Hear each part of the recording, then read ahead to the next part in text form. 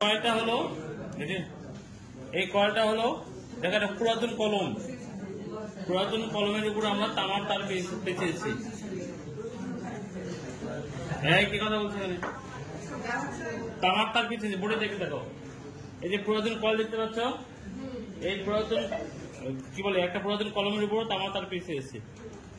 পেঁচানোর পরে এর মধ্যে একটা লোহার টুকরো দিয়েছি, যে লোহার টুকরাটা কি চুম্বক শক্তিটা বাড়াই দিবে।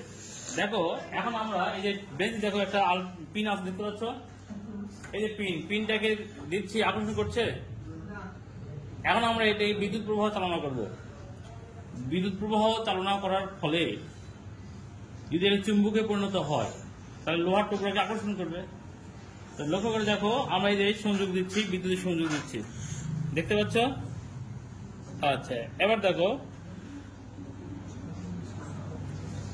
এটা আকর্ষণ করছে।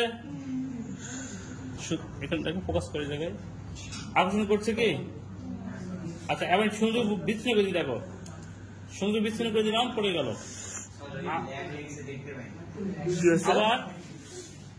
আবার সংযোগ দিলাম, দেখো আবার আকর্ষণ করছে। মানে যতক্ষণ বিদ্যুৎ ততক্ষণ চুম্বক। এই সংযোগ বিচ্ছিন্ন করে দিলাম, পড়ে গেল। তার মানে এটা কিসে পরিণত হয়ে গেছে? চুম্বকে পরিণত হয়ে গেছে।